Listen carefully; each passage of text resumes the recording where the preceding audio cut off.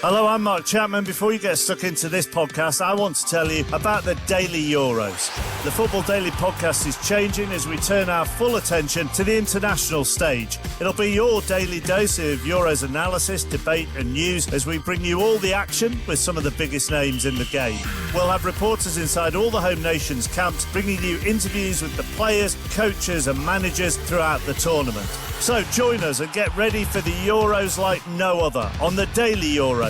Listen on BBC Sounds. Now, back to your podcast. BBC Sounds. Music, radio, podcasts.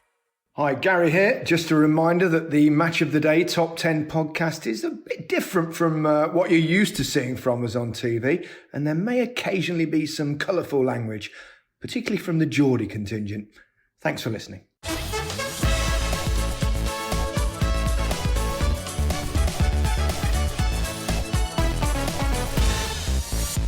This time on Match of the Day Top 10, it's a very simple question. Who is the greatest team at the Euros?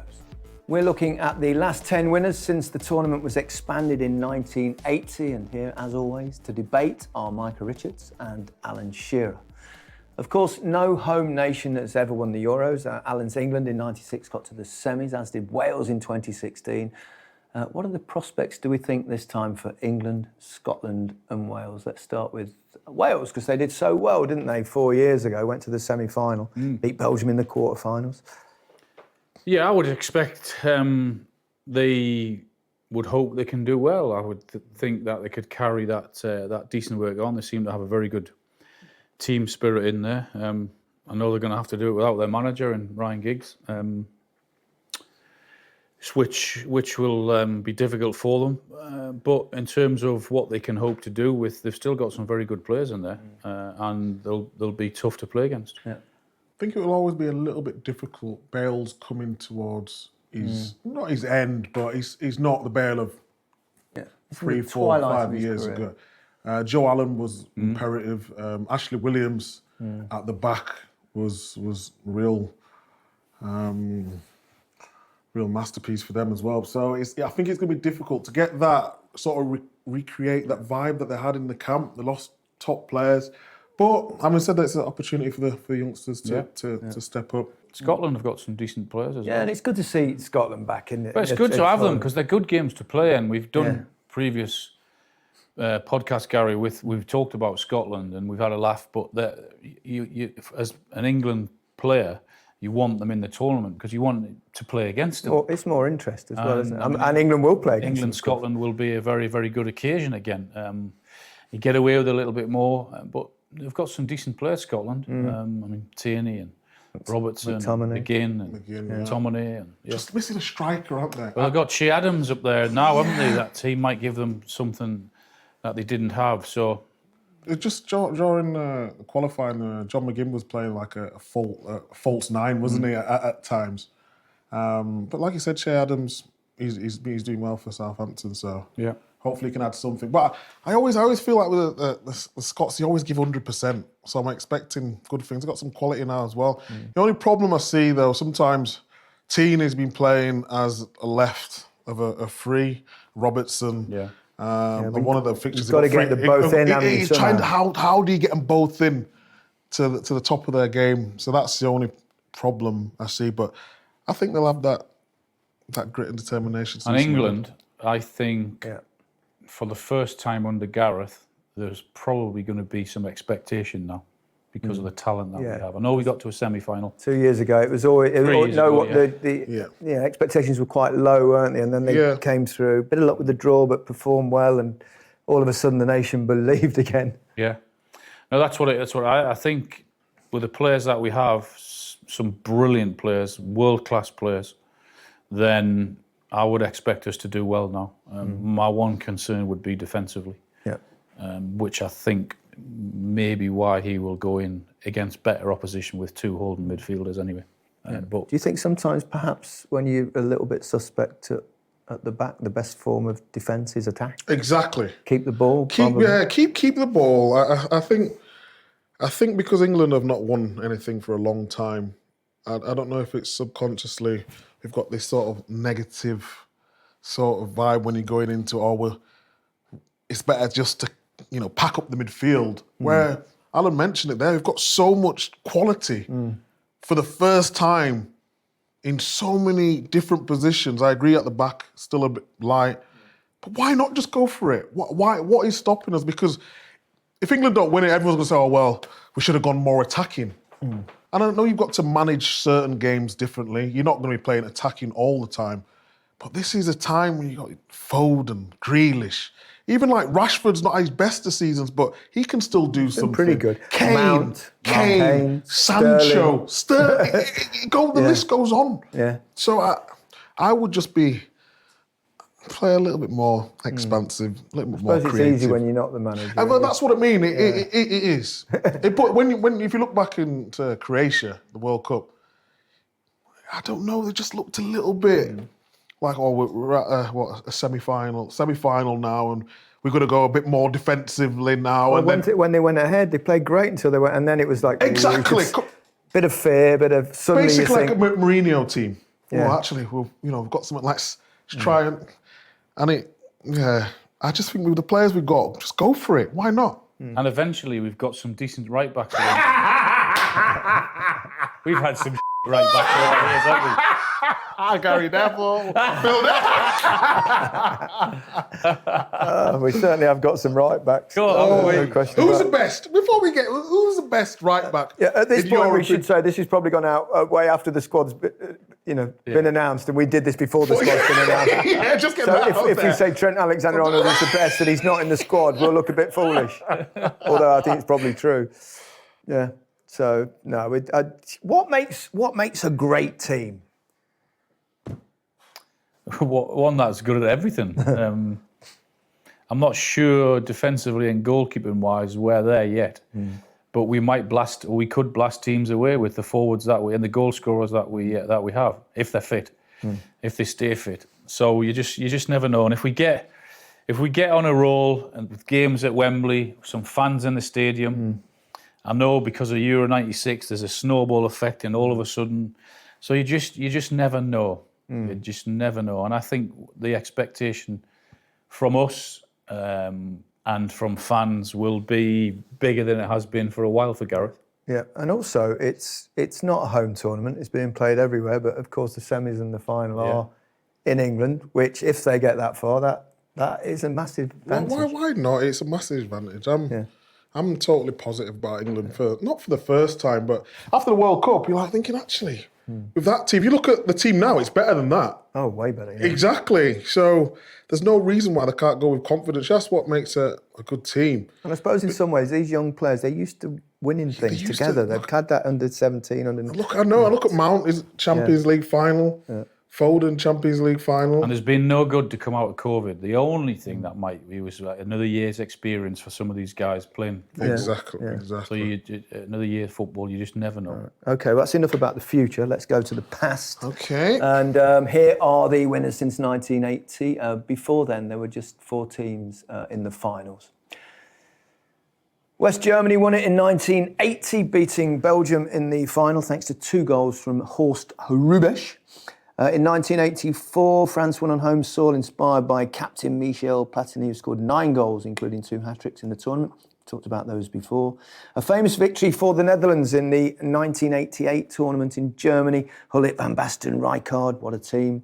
1992 saw one of the biggest shocks of all time as Denmark, who'd only got into the tournament by default, shocked Germany in the final.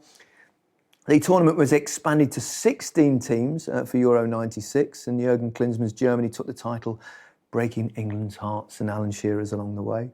France won their second title in 2000, Zinedine Zidane player of the tournament in a star-studded French team. Rivaling Denmark for the biggest shock ever, Greece winning in 2004. They beat the host Portugal in the final. 2008 saw Spain win the trophy under Luis Aragonés, coached me at Barca, funny enough. Got some stories about him. And the tiki-taka philosophy. And they became the first team to successfully defend the title by winning again in 2012 under Vicente del Bosque. And the tournament was expanded yet again to 24 teams for Euro 2016, where Portugal won their first major title, beating host France in the final. Well, it wasn't difficult to pick the top 10 because they're the only times the tournament since it's expanded. So that was easy for a change, but not easy to pick your order.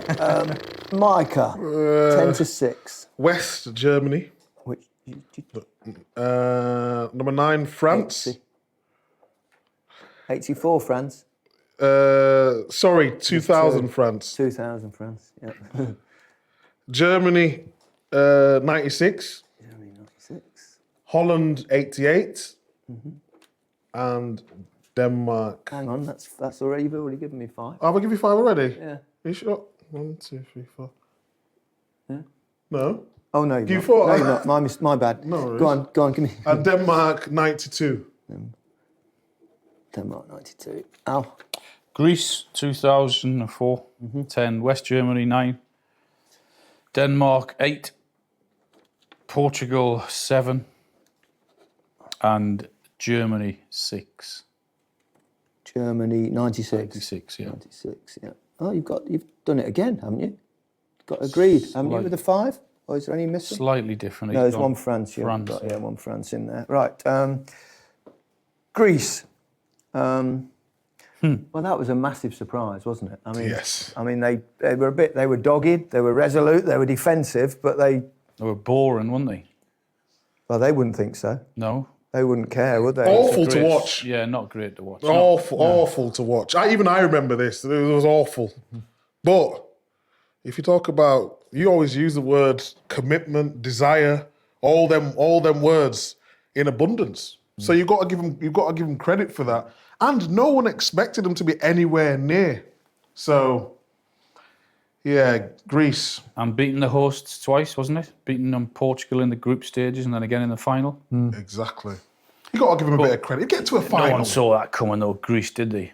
No. I can't remember what odds they were, but it was something ridiculous. Yeah. No one would have had it unless you were Greek to have it. Probably the rank outsiders in the tournament. Yeah. No one saw it coming at all. Yeah. But that shows you, this football though, it's lovely to see those like kind of sporting miracles you described. Leicester. You know, I wasn't going to mention Leicester.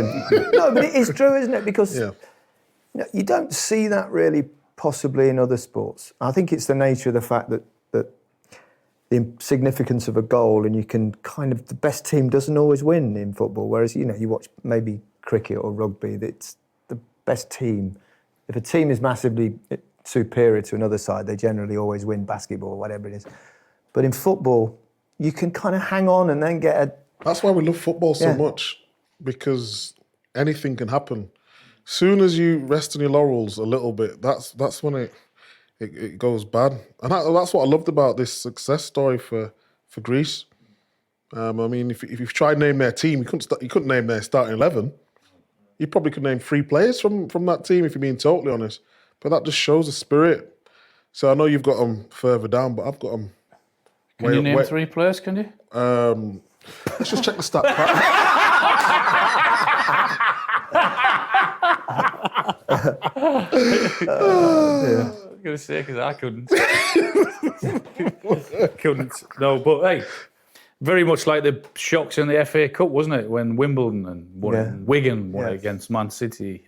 It can happen. It can happen. Yeah, and it's because that can happen that makes it special. Exactly. And imagine in Greece the scenes while they were in Athens, and I bet they couldn't believe it. But that's what I mean. If Greece can do it, why can't England do it? Well, we did it once. Well, yeah, but what, 66? How long ago is that? Even I was only 5.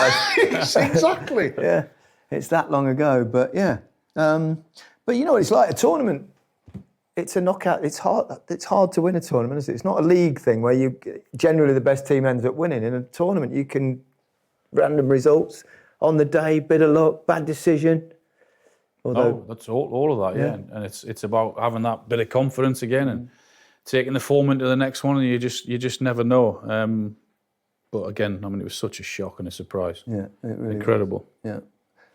Yeah. You've both got West Germany quite low down, probably because neither of you can remember it at all. Correct. Do you remember it? In 1980, I remember England in that tournament losing, I think, to Italy. As I was growing up watching that game. And I remember the final, and Rubeš scored a couple of goals, and it was in a really good era for Germany because obviously they then around that. Well, every era is a good era for Germany, isn't it? But it's what was I 19, something like that. So I was just starting to break into the first team at Leicester. Never thought I'd play international football at that stage, that's for sure. But and it was West Germany then, not West Germany. Germany, of course. That's one of the many changes that we've seen. So I think we can safely say that West Germany are in those positions because it's an awfully long time ago. Yeah. I thought you'd been up watching all night, every game that they played. Yeah, but that was, I don't. Did you have? It's on DVD that game Black or and white. tape Not black and white. Yeah. Knock 'em down. Right, Denmark. Well, that was another shock, wasn't it? Yeah, well, we were in that tournament. Well, Yeah, we played in that tournament. England, Denmark weren't in it because the situation in Yugoslavia and everything that happened there. And suddenly a spot became available, and Denmark got it. Yeah. Not only did they get it, they went on to win it. But that's what I'm They trying were on the beach. The players were on the beach on holiday, and suddenly they come out of it. That's what I'm trying to say, though. Like, you overthink things, don't you? You know what everyone talks about? Or we do in England, don't we? Yes, we do, don't No, we? they're the same everywhere else. I've been in. We always say the massive pressure from the English. It's this. Spanish. In Spain, it's unbelievable. In Germany, imagine it there because they're so accustomed to winning. Imagine, but like it's not the Euros, but Brazil or Argentina. Yeah. It's like it's incredible. It's not. You just got to be able to deal with that, haven't you? But I suppose if you go into a tournament you're not even going to be in, you just think, well, we're here and we don't. Just it's mindset, though, isn't it? That's if he's not got ability, you got the squad. Look at England's squad; they've got the ability there. Yeah. It's just the mindset. I don't think we had the ability there in the squad in '92. Probably No. a bit short, Yeah. creative-wise. Yeah, but Denmark have Peter Schmeichel, of course, and John Jensen as well, wasn't it? Yeah, scored that goal. So what a time for those guys to go and Yeah. achieve that. And winning it next door in probably their rivals, Sweden, in Sweden as well. Imagine getting the call, we're in, lads. Get yourselves back. Yeah. Get off the beach, we're in, we've done the tournament. And then they win it. And then they win it. It's What do you think if you're on holiday? Imagine being on holiday and you suddenly I'm getting a call. I'm not answering my phone. Put your beer down, lads. We're off. I'm finishing my holiday first. but what's playing the Euros? No, you'd be like, whoa. Yeah, Depends where you are. If you're in LA, sunning yourself and you get the call. Come into camp. Like, behave yourself. Give me a couple of days. You know that bit in the podcast the other day where you said, if I look back on my career, there is one or two things. Mikey would be one of them, wouldn't he? I've tried to book flights and there's none available for 4 days. Exactly. Exactly that. But seriously, players used to do that. Yeah. On international duty, when we get called up for the 21s tournament, players just used to turn off the phones and just, so I didn't get the call. Meant to report back Thursday and then don't come until Friday. Sorry. Happens all the time. Yeah. They beat Germany in the final, didn't they, as well? I mean, they were another, like Greece, big outsiders. Yeah. No one really gave them. We played them in the group stage, didn't we? Did we? Yeah, France. 0-0. I think it was 0-0. I think we drew. Didn't we draw the first two? France, Sweden, and Denmark. Was it in the group games? Yeah. Yeah, and then and I had half a chance on my left foot actually. Schmeichel saved it. When you say you didn't have the quality, what would the team have been? Well, I don't want to put people. We were lacking a centre forward, particularly in the early games. Had some old has been up front. You played yourself in the early games. Only a France. Not only against We're France. on our way out then. So what was the team? What was the team then? For context. Well, we did. We got Carlton Palmer. Tony DeRigo, I think, was from the... Andy Stinson, Tony Rodrigo, David Platt, Stuart Pearce. But we got to remember at that point that Gazza was injured. John Barnes was injured. Yeah. Chris Waller and Peter Beardsley had been eased out. Brian Robson was kind of the end of it, and lots of other players retired after 90. And it was not the strongest English team in the history of the Euros. That's for sure. Polite, yeah. But Denmark won it. Then we go right. We've got Who have you both got in this side of the draw? Portugal. Portugal, that 4 years ago. 5 years ago, of course, because the Euros is a year late. That was another surprise, really. Even though they've got terrific players, and obviously Cristiano Ronaldo is very much part of their side, but it wasn't. And they only won one game in the 90 minutes, which was Wales, I think, in the semi-final. They drew their first 3 group games. Yeah. Finished 3rd in their group to get out. I mean, most other tournaments that have been out and gone. Yeah. With that, so then to go on and win that. They were very resilient, weren't they? Very hard to beat. They played in a dogged manner, didn't they?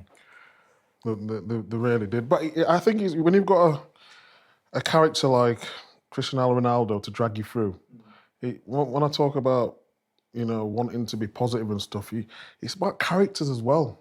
Define a great... It's not... You don't need a team of superstars sometimes. You just need that one leader to look up to. And in that tournament, everyone was just following his lead. Talk about the end. Do you remember the final? Well, the final was ridiculous in many ways because, the team that had been kind of dragged through by Ronaldo, they ended up without Ronaldo, but he still became the story, didn't he? Because all the pictures were on him. Every 5 minutes there was a shot of him on the bench, and he was in tears at one point when he couldn't carry on, and then somehow without him, against the host nation and France, who were seriously good side, who went on to win the World Cup 2 years later, and they beat them. It just shows you that, doesn't it? Sometimes very similar to you come together. You come together, don't you? Sometimes when you start, well, let's do it for him. But he did a good job from the sideline, wasn't he? He was shouting and organising. I don't think they'll be far away this tournament. They've got a good squad. This really good, talented players. This squad now. Yeah, 1 or 2 ferocious. Injuries. 1 or 2 Neto and he's, Jota. But he's in. I mean, they've got some Diaz and Jota. And Cancelo, Pereira. Yeah. Ronaldo. The list goes on, doesn't it? Felix. Fernandes. Of course. Yeah. Fernandes. We can't forget Fernandes. Talented players, aren't they? Yeah. Good chance to history might repeat itself. Only Spain, of course, have won it in 2 consecutive years. They're clearly in your top 5, as I thought they might be. It's just a question of which one I think probably wins it. Possibly, I don't know. We'll find out very shortly. We've got Holland 88. You've gone in there, Micah. Really good side. The Van Basten, Hullet, Rijkaard. Yeah, when I was watching the clips, I looked at there's some quality players, didn't they? But I think it would be ridiculous for me to put them higher when it was the year I was born. Is that how you determine how good a side is? Not only that, it was the month you were born. I was born as well, exactly. Yeah. So I'm not kidding anyone. I know the players. I've watched videos of them, but I'm more. I love that. I've watched them. I watched the videos of them. I did the prep. You've done some video watching the last 6 months, you haven't you?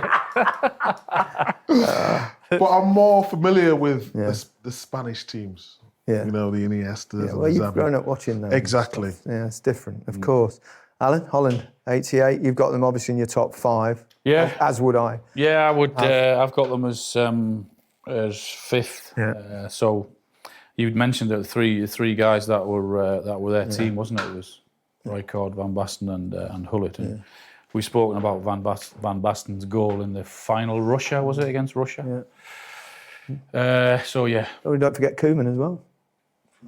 Koeman, what a player he was. Yeah. Incredible. And Van Basten did for us in that tournament. We obviously 88. We lost our first 2 games. We lost to Ireland, which we should have won, but we didn't. And then Van Basten they tore us apart. It was a good game actually. We played quite well that day. He scored. Van Basten scored, and then Brian Robson equalised. I think a little assist from. An assist from you. Did you mean it? As rare as rocking or But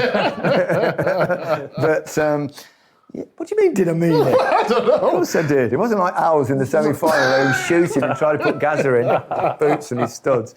But they were a good side. And we played them 2 years later in the World Cup in 90 in the group stage, which was goalless. And I remember the whole game, Gaza running around pulling Ruud Hullit's head off. It was winding Hullet up all the time. Like Gaza. It's so funny. It's so funny. But top players, top side. Brilliant. Great victory. And as we said, we got a few days ago, Van Basten's spectacular volley, which will always live in the memory. Best goal, I think, in the Euros, isn't it? Without a doubt. That's what we vote. We all agreed on that one. Right, give me your top fives. My top 5 was Holland, France 84, Spain 2008, France 2000, Spain 2012. Portugal 2016, France 84, Spain 2012, Greece 2004, and Spain 2008. Little difference on this one. Right. Yeah, it's hard to pick which Spanish team is the best one, isn't it? We've mentioned them. We mentioned Portugal. France 84, another one before you were born. But it was... I remember it particularly... England weren't in it. They didn't qualify. But I remember it more for John Motson's commentary of Platini's winner. It was his tournament, wasn't it? Yeah, it was. It was. Those 9 goals from midfield. 9 goals in a tournament, 2 hat-tricks. Yeah. Tigana, Shearer, they had some really great players in that side. Yeah. Played some beautiful football as well. I mean, Platini was a gorgeous player. And, yeah. What was his attributes? What great. Well, he was a very forward-thinking midfielder. He's almost a 10, really, I would say. Oh, 10. But he did play in midfield. But he had legs around him. Tigana, Shearer. But he just, when he was just sheer class. Trying to think of a player comparing with... Zidane, no? No, Zidane was a little bit different. But Platini he'd score more goals. He was more of he'd arrive late and score goals, but he was also an unbelievably good passer of the ball. And fantastic player. Yeah. Fantastic player. France in 2000, after their World Cup success, of course, in 98, and Zinedine Zidane was the player of the tournament. They were a great side that around that period, weren't they? Well, S.I.E., Henry, all those, Vieira, Blanc, Thuram, Trezeguet. Thuram, what a player. That's what I wanted to be like when I grew up. Trezeguet golden goal, wasn't it? Yeah. Yeah? Golden goal, yeah. That was a strange thing. I remember we were at the game and then they score and all the celebrations are going. You say, oh, they've got ahead. And then you go, oh, that's it. That's it, yeah. I mean, it doesn't end like that normally, does it? The other team doesn't have a chance to come get back. It seems, I think quite rightly, they can that idea. They've got some great players, though, France, over the history, haven't they? They've had some especially over the last few decades. That's actually always have, haven't they? They've always produced, and again in the Euros coming, Kylian Mbappe. Yeah, they've got some players. They'll take some beat. They will, yeah. I mean, England are the favourites, but they're only the favourites because it's in England and everyone wants to back England. They're not really the favourites because France should be, I think, don't you? Yeah, with the players they have. I mean, the central defenders they've got is ridiculous. They've got so many. I mean, Laporte is going to Spain now, isn't he? Because he can't get a game. It's ridiculous. Yeah, France. I think Belgium, a bit more my favourites. If I'm being totally honest. Yeah, well, they had a really good World Cup, didn't they? Yeah, I just believe the balance of their team is a little bit better. I think France are a little bit like England, where they've got so many players that they have to pick out of, whereas Belgium, everyone just slots it. Yes. Yeah. And you got Tielemans in there. But don't you think, and I've only had a conversation, you spoke to him as well, Gareth Southgate, that because you need a big squad this time, but perhaps Belgium haven't got, because after the amount of football that's been played and perhaps the tired nature of players, that this time Gareth will be able to rotate, and you can have 5 substitutes, so he'll be able to bring on substitutes of an equal quality that the ones that have gone off, which I don't think England's ever been able to do before, and France could probably do a similar sort of thing. That's a good point. Belgium? Have they got that depth of squad that you would possibly need? Not to the depth of France, England, No, it's a good point. That just a starting 11, I think it's more balanced. But now that 5 subs, I think that'll make a difference. Actually, who knows? England might do what Spain did when they went so long without, and then they won and dominated. France the same. Yeah. Maybe not. Don't hold your breath. maybe not. Don't hold your breath. Yeah, what is it? It's the hope that kills you. Yeah, It's always the same, isn't it? Well, as you quite rightly pointed out, Spain went through that period. They had to wait a long time, and then it was like bang, bang, bang, wasn't it? 3 on the bounce, 2 European Championships first. There's not much difference between the sides because it's kind of the same team. It is, isn't it? It's the It's same. pretty much the same team, isn't it? With Fabregas, Iniesta, Xavi. The only So reason many I top- went the higher is with the 2008 one because that was the start of it. Yeah, That's the because it's the first one's the hardest. Got to be, hasn't it? Exactly. Yeah, but 40 odd years, wasn't it? EK, Ramos, Yeah. Alba, so many. I mean, what a team! What a team they had, didn't they? Yeah, and it was I just said 44, 45 years, 44 years I think it'd been since they'd been successful. So and there was all the pressure that we talk about with England leading into tournaments. Oh, they get there and they never do any good. But for all of a sudden, the talent that was... It was 44 years, was it? Maybe that's the thing. The two numbers have to be the same before you start winning. It's 55 years since England won the World Cup. See, they're all Is it right. really? There you go. Now, if ever you're clutching at straws for a good omen, that's as much as it Do gets. you genuinely believe that England could do it though? I think it's a bit soon yet. I think we've got. I think the end of next year, the World Cup in the winter. But I personally, I think that would be better chance. But you never know. It's a knockout game. You've got with the ability that England have got. That they'll, they can score goals. If you can score goals, you've always got a chance. Yeah. But these Spanish teams, they were. I think the best international teams I've certainly European teams I've seen. Compare them perhaps with a couple of the great Brazilian sides. Wasn't there a time? I mean, we go on now about this false 9 and not having it. Spain did it as well, did they? With Fabregas. Yeah, Fabregas played it in 1 or 2 games, didn't he? They had David Villa, of course, who was unbelievably good goal scorer. Phenomenal. Yeah. Oof. What a finisher. He used to love that. He could play up front, but he used to love that left-hand channel and just whip him in. And Torres, of course. Torres. I mean, they had, throughout. What happened to Torres? I don't know if we had this conversation. What happened to Torres? From Liverpool Mystery. to shot. Enigma. I can't believe it. I mean, he was so good, wasn't he, at Liverpool? So good for, not 1 season, but a few and then he went to Chelsea and... At Liverpool, honestly, I couldn't get anywhere near him. Yeah. Nowhere near him. And then when I went to Chelsea, I was like laughing at him. Yeah, maybe, I don't know, maybe lose a yard. It happens to some players earlier than others, who knows? Or, you'll have a bad spell, confidence. You think, it was one of the great mysteries. There was rumour, wasn't it, about him having a slight injury on with medical and what have you. So I don't know whether he definitely wasn't the same player at Chelsea than he was at Liverpool. Yeah, or playing for Spain. Yeah. Playing for Spain. I mean... Deadly. And it wasn't just the fact that they won... back-to-back Euros.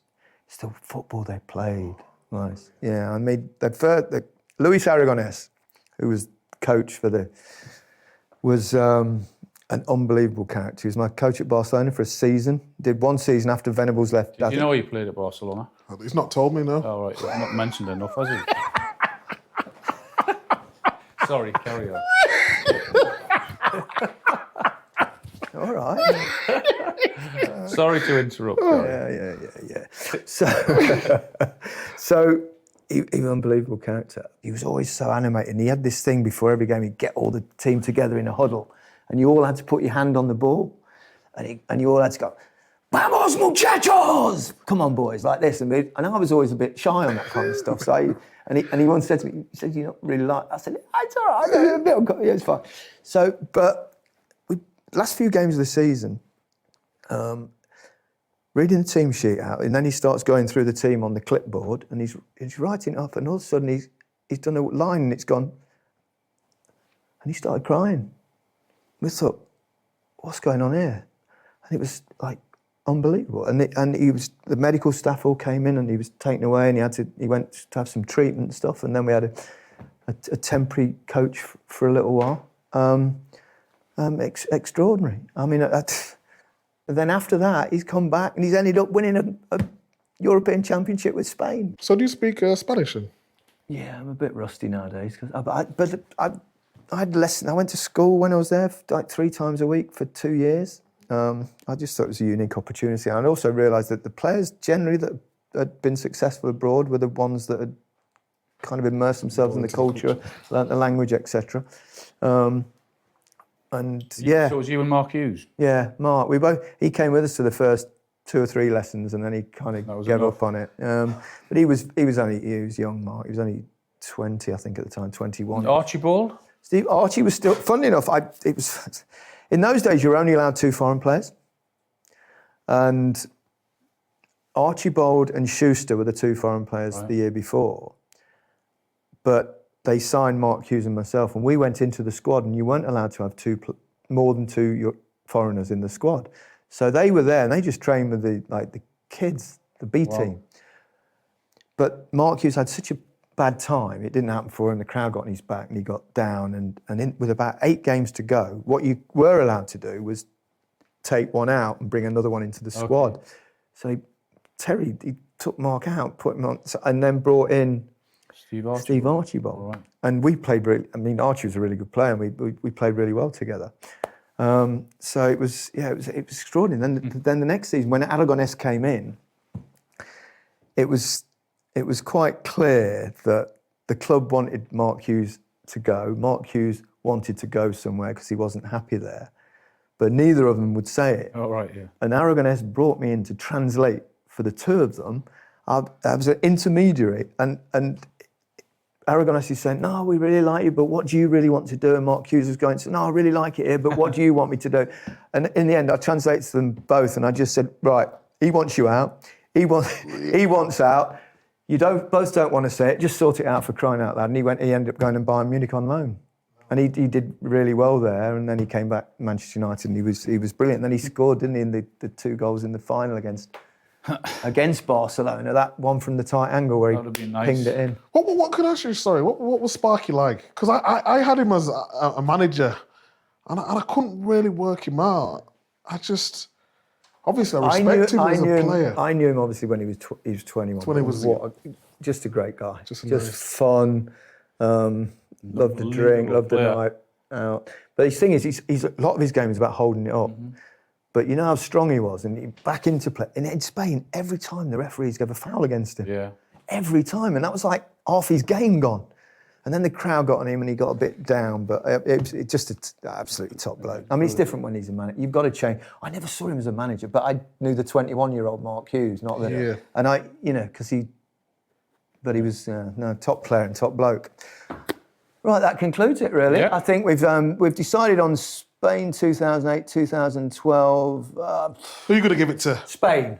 Spain, just that'll do, won't it? They were the dominant force in that period. We think it was pretty much the same team anyway. Yeah. So we'll just say it's Spain. But you can always disagree with us by using the hashtag MOTD Top 10. Thanks, Micah. Thanks, Alan. We'll see you next time.